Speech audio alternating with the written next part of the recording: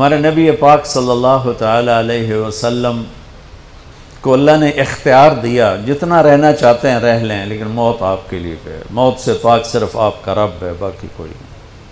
29 صفر 11 ہجری 632 عیسوی آپ کو سر درد عصر کے بعد شروع ہوا۔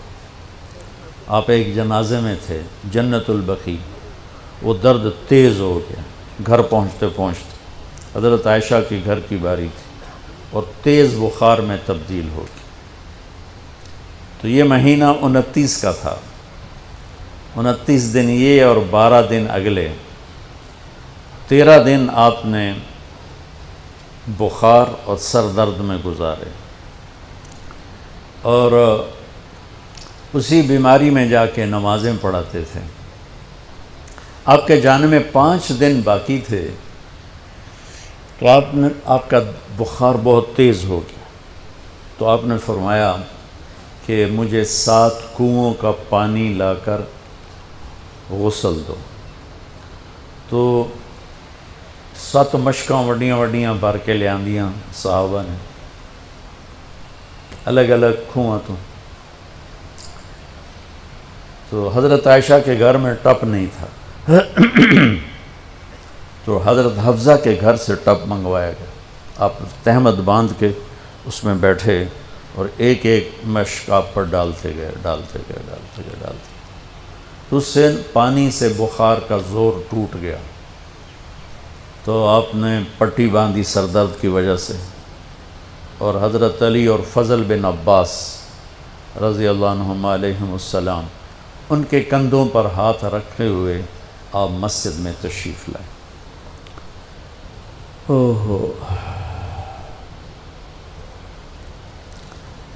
اور مسجد بھری ہوئی تھی۔ آپ نے ایک چھوٹا سا بیان دیا، وہ آپ کو سنانا چاہتا ہوں۔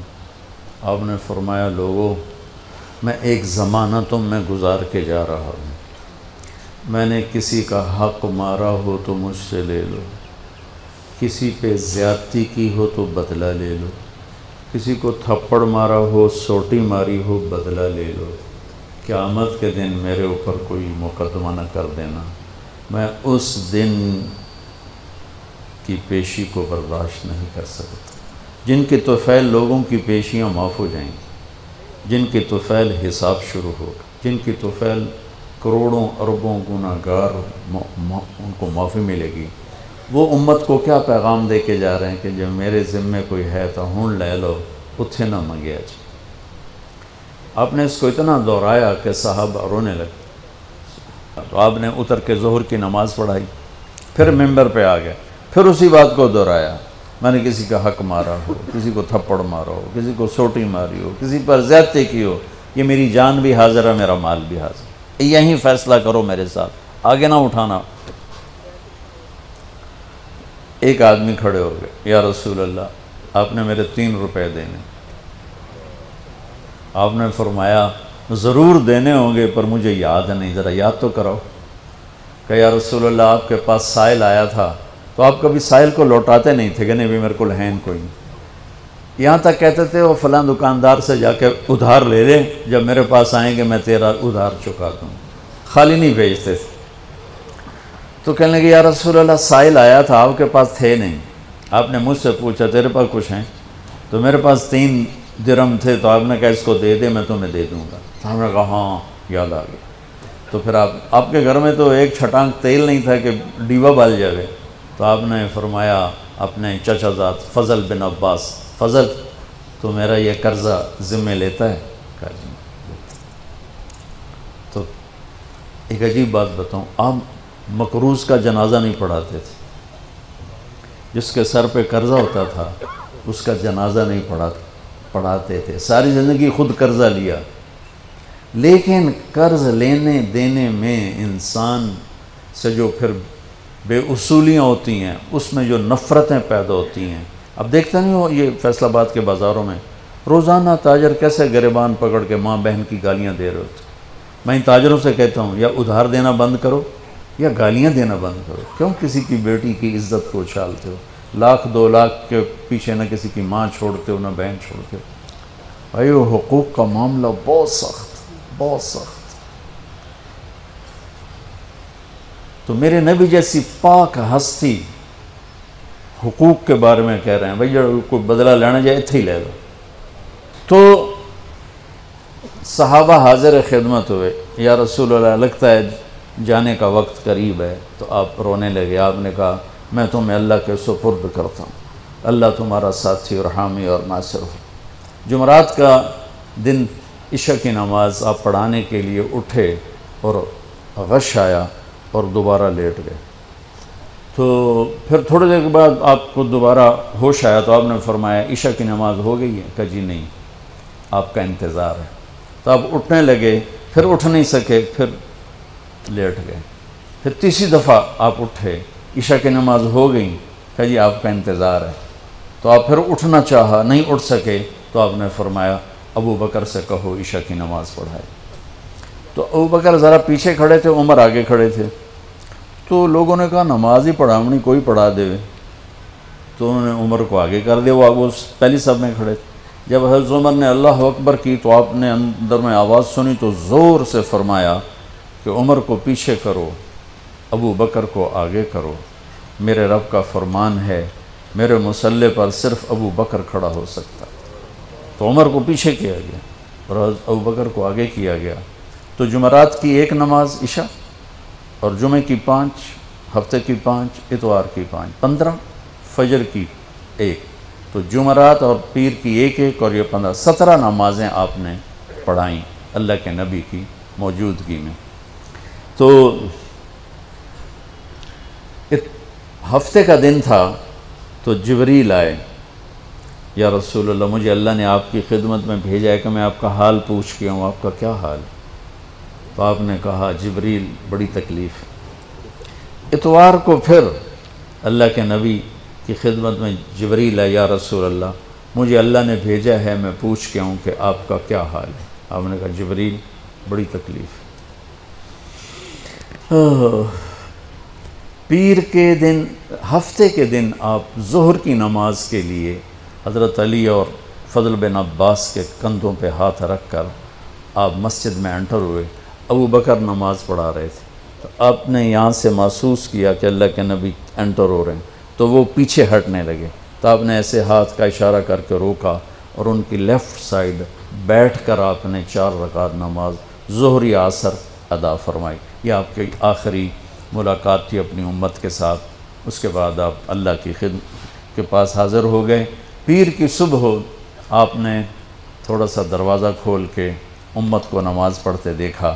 تو جب دروازہ کھلنے کی آواز آئی تو حضرت انس فرماتے ہیں کہ سارے نمازی ایسے بھولے کہ جیسے نماز میں ہم ہیں ہی نہیں، اور سارے اللہ کے نبی کو یوں دیکھنے لگے. ایسے کسی کو یاد ہی نہیں رہے کہ ہم نماز پڑھ رہے ہیں، سب یوں دیکھ رہے ہیں. جب آپ نے دیکھا یہ تو نماز میں ہی میری طرف متوجہ ہو گئے اور نماز میں کمی آ رہی، تو آپ نے پھر پردہ گرا دیا. یہ آپ کا اور امت کا آخری دیدار تھا. تو اشراق کے بعد آپ نے یہ 7 جون سخت گرمی تھی اور 12 ربیع الاول 632 عیسوی اور 11 ہجری. تو آپ نے اپنی ساری بیگمات کو بلایا. حضرت عائشہ فرماتی ہیں میں نصیب والی ہوں کہ مات فی سحری و نحری، اللہ کے آخری نبی میری ٹھوڑی اور سینے کے درمیان اللہ کی بارگاہ میں پیش ہوئے. یہ کیفیت تھی میرے نبی کی. یہ اس طرح آپ نے اپنی بیگم کے سینے پر سر رکھا ہوا تھا اور اس طرح نیم دراز تھے آپ اس طرح. تو آپ نے اپنی ساری بیویوں کو بلایا اور ان سے ملاقات کی. کچھ نہیں بتایا کہ میں جا رہا ہوں.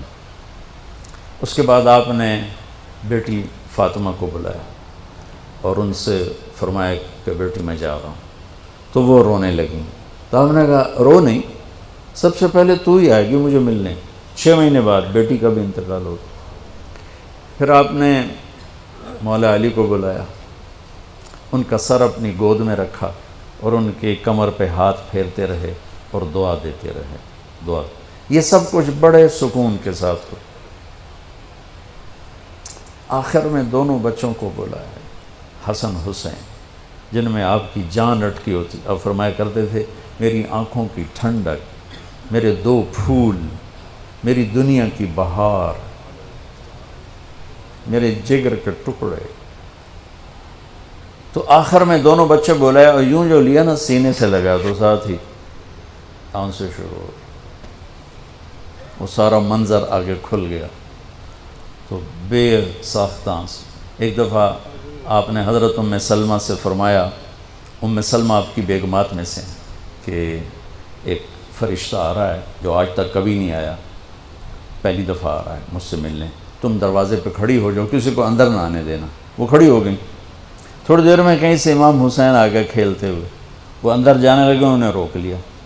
روکا تو وہ رونے لگے، روئے تو انہوں نے چھوڑ دیا.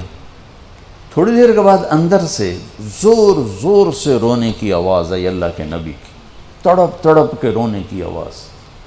اندر گئے تو کیا دیکھا کہ آپ نے حسین کو یوں سینے سے لگایا ہوا تھا زور سے، اور یہ آپ کی کیفیت تھی، ہل ہل کے رو رہے اس طرح، پوری باڈی آپ کی غم کی وجہ سے ایسے کانپ رہی، شیورنگ تھی ایسے. تو حضرت ام سلمہ نے پوچھا یا رسول اللہ میرے ماں باپ قربان، کیوں رو رہے ہیں، کیا ہوا؟ کہا یہ فرشتہ میرے پاس کھڑا ہے، مجھے کہہ رہا ہے آپ کو اس سے بہت پیار ہے. میں کہہ رہا ہوں ہاں. مجھے کہہ رہا ہے آپ کی امت ہی اس کو ذبح کر دے گی، اور مجھے وہ مٹی دکھائی ہے جس میں اس کا خون گرے گا. تو وہ ان دونوں کو گلے سے جو لگایا نا تو بے ساختہ آنسو، پھر ان کو بھی رخصت فرما دی. بس ان کے جانے کے تھوڑی دیر بعد جبریل آ گئے، آ کے کھڑے ہو گئے. آپ نے فرمایا کیا بات؟ کہنے لگے جی باہر ملک الموت کھڑا ہے، اندر آنے کی اجازت چاہتا.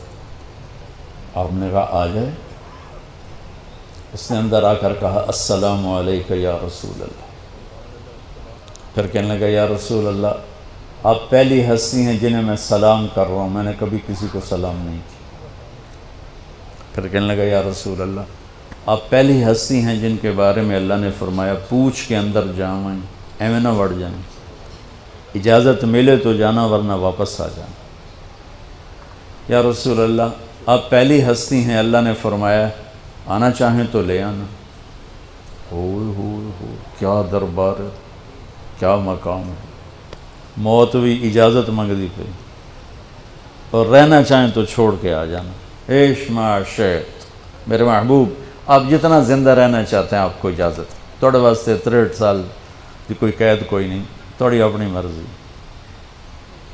تو آپ نے پوچھا اگر میں تمہیں اجازت دے دوں تو میری جان بھی نکالو گی؟ کہ جی رسول یہ تو اللہ کا امر ہے، میری کیڑی اوقات. تو آپ نے جبریل کو دیکھا. اب ذرا میری آنکھوں کو دیکھو. تو آپ نے یوں کیا. یہ بھی سوال ہوتا کی صلاح ہے، تو بجائے منہ کے آدمی پوچھتا ہے، یہاں سے سوال کرتا. آنکھیں بھی بہت کچھ کہہ دیتی ہیں، بہت کچھ سنا دیتی ہیں. تو آپ نے یوں کیا. تو وہ سمجھ گئے کہ اللہ کے نبی کہہ رہے ہیں تیری کی صلاح ہے. تو انہوں نے عرض کہ ان ربک الیک لمشتاق. یا رسول اللہ آپ کی ملاقات کے شوق میں بیٹھے، بڑے شوق میں ہیں اللہ آپ کی ملاقات. بھائیو مانگا کرو یا اللہ وہ موت دے کہ تو ہماری ملاقات کے شوق میں ہو، ہمیں مردود نہ کر دے بلکہ ہمارے لیے اپنی رضا کے دروازے کھول دے. اب سنو ایک بات. آپ نے فرمایا جبریل واپس جاؤ، اللہ سے پوچھ کے آؤ میرے بعد میری امت کے ساتھ کیا کر. حسن حسین کو دیکھ لیا ہے کیا ہونے والا ہے، ان کے لیے کچھ بھی نہیں مانگا، ان کو قربانی بنا دیا، اپنی اولاد کو قربانی بنا دیا، ان کو ذبح ہونے کے لیے چھوڑ دیا.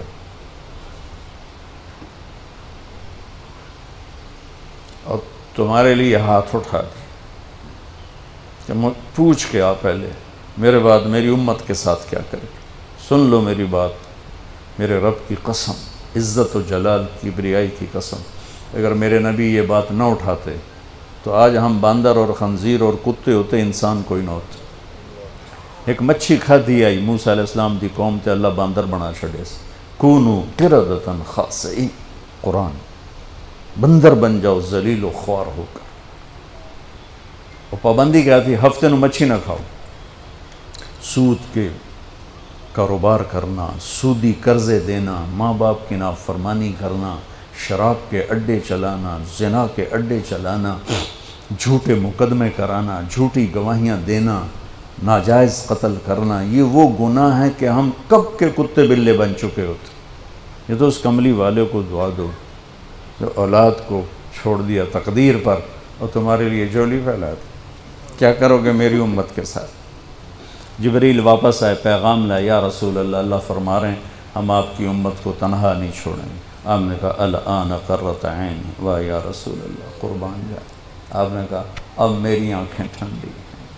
اللہم الرفیق الاعلی، یا اللہ ہوں بلا ہم آمن تیار. وہ جو چند لمحے تھے اس میں پھر آپ نے امت کو وصیت فرمائی، الصلاۃ، میری امت نماز نہ چھوڑنا. 90% لوگ نماز چھوڑ گئے.